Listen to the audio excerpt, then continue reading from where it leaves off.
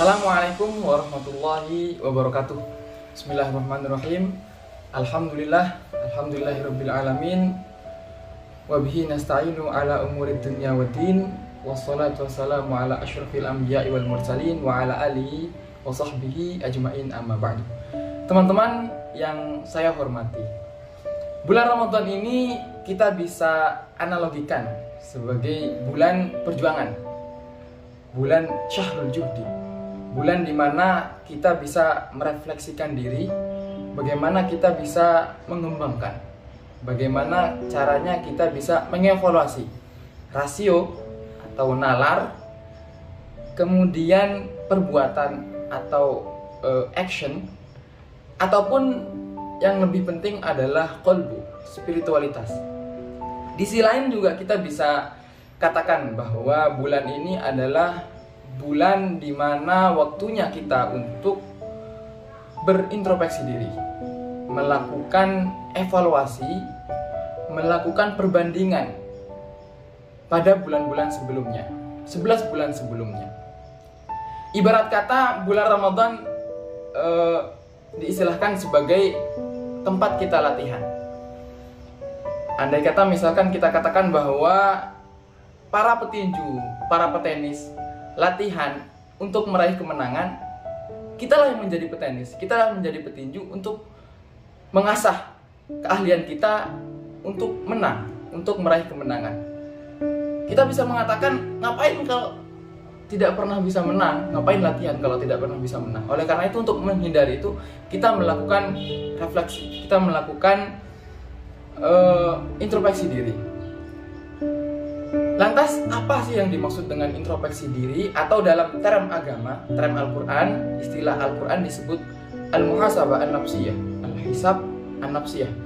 Dalam Al-Quran disebutkan, Bismillahirrahmanirrahim, dalam surat Al-Hasyr, Ya ayyuhalladzina amanu taqullah wal tanzur nafsum ma qaddamat lighad wattaqullaha innallaha khabirum bima ta'malun. Wahai orang-orang beriman, hendaklah kalian memperhatikan jiwa kalian, memperhatikan diri kalian sebelum kalian menghadapi hari kiamat. Bertakwalah. Dalam surat Al-Hasyr dikatakan seperti itu. Lantas dalam tafsir Al-Qurtubi, tafsir yang sering kita baca, yang teman-teman pernah baca, bahwa kenapa kok memakai disigat yang berarti hari kiamat? Dalam tafsir Al-Qurtubi dijelaskan bahwa orang Arab biasanya ketika menunjukkan hal yang mustakbal itu menggunakan kalimat ghad, yang sirrul balawi atau rahasianya adalah seakan-akan hari kiamat itu sangat dekat gitu. Jadi penting muhasabah. Kemudian dalam makna mujami berarti muhasabah bermakna mujadalah, bermakna munaqasyah, atau dalam istilah dalam kamus Al-Ain karangan Imam Khalid bin Ahmad Al-Farhidi mengatakan muhasabah bermakna at-tasydid bi muraqabah, at-tasydid fi muraqabatiha, yakni memiliki effort lebih, memiliki perhatian lebih terhadap apa yang kita teliti, apa yang kita jalani. Oleh karena itu penting muhasabah di sini. Lantas di sisi lain kita disandarkan dengan diskursus atau dengan permasalahan sekarang kita dalam keadaan berpuasa. Nah, oleh karena itu berbagai macam keistimewaan puasa yang dimana di dalamnya terdapat malam Lailatul Qadar, dimana di sana diturunkannya Al-Quran.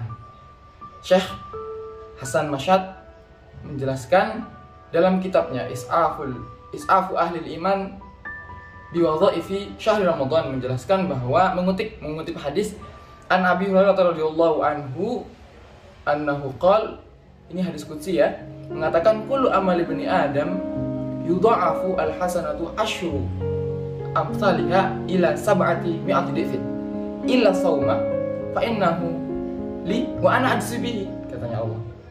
Dalam hadis qudsi mengatakan bahwa semua perbuatan, semua amal anak Adam itu memiliki ganjaran 10 sampai sab'atu mi'ati dhifin, kecuali saum, kecuali puasa, ana ajzibi, aku yang akan membalasnya sendiri, kata Allah Subhanahu wa taala dalam hadis qudsi.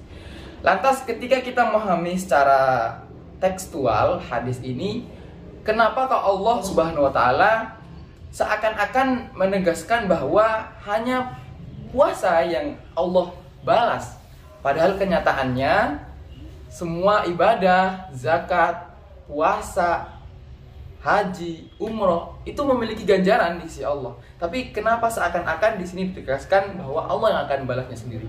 Dalam kitabnya Is'afu Ahlil Iman bi Wadha'ifi Syahri Ramadan, beliau menjelaskan karena dengan ta'liq, karena puasa itu memiliki kedudukan yang lebih tinggi dari ibadah-ibadah yang lainnya. Beliau menjelaskan argumen. Pertama, argumennya karena puasa itu ibadah yang tidak terlihat, ibadah yang sir. Lain halnya dengan zakat, lain halnya dengan sholat, lain halnya dengan umroh dan haji. Puasa itu kita tidak bisa membedakan yang mana orang yang berpuasa, yang mana orang yang tidak. Analogikanya ketika kita melihat dua orang berdiri atau duduk secara bersamaan, secara bersebelahan, kita tidak akan tahu, kita tidak akan mengetahui yang mana yang berpuasa, yang mana tidak. Sehingga potensi untuk riya dalam ibadah puasa itu sangat sedikit. Itu yang pertama. Yang kemudian, karena puasa itu adalah menahan, imsak secara umum, menahan syahwat, menahan minum dan makan secara otomatis, atau bukan secara otomatis, menahan minum dan makan itu langsung menghilangkan rasa syahwat, di mana syahwat itu adalah pintu terbesar syaitan untuk masuk ke dalam diri kita. Kemudian yang ketiga, argumen yang ketiga, bahwa puasa itu adalah ibadah yang Allah itu tidak jelaskan berapa ganjarannya. Beda dengan ibadah yang lain. Ibadah sholat, ibadah zakat, itu Allah janjikan 10 sampai sab'atu mi'ati dhifin. Tapi puasa itu Allah tidak jelaskan seberapa penting, seberapa pahala dalam beribadah puasa. Itu argumen yang Syekh Hasan Masyad jelaskan dalam kitabnya. Lantas bagaimana sekarang sikap kita menghadapi bulan Ramadan, terlebih akhir-akhir bulan Ramadan? Saya katakan sungguh sayang ketika kita tidak memanfaatkan bulan Ramadan sebaik-baiknya, apalagi sekarang adalah akhir dari bulan Ramadan, di mana dikatakan dalam hadis, walaupun ini hadis dhaif, tapi sebagian ulama mengatakan bisa diamalkan. Awaluhu rahmah wa awsatuhu maghfirah wa akhiruhu itqum minan nar. Jadi ini adalah momen bagi kita untuk muhasabah, untuk refleksi diri, untuk introspeksi diri, menjalani puasa, menjalani bulan Ramadan. Di akhir saya mengutip syair dari Syekh Hasan Masyad yang berbahar tawil, faulun mafailun faulun mafailun, yang kurang lebih artinya seperti ini. Saya ketika berpuasa, ragaku, jiwaku, mataku tidak aku jaga. Lantas apa hikmah dari puasa saya? Aku mengatakan aku berpuasa, tapi sebenarnya dalam hakikatnya aku tidak berpuasa. Mungkin cuma itu yang dapat kami sampaikan. Kurang lebihnya mohon maaf. Kalau ada hikmah itu jelas dan mutlak dari Allah Subhanahu wa taala. Kalau ada kesalahan mutlak dari diri kami pribadi. Mungkin cuma itu yang dapat kami sampaikan. Wallahul muwaffiq ila aqwamit thoriq. Assalamualaikum warahmatullahi wabarakatuh.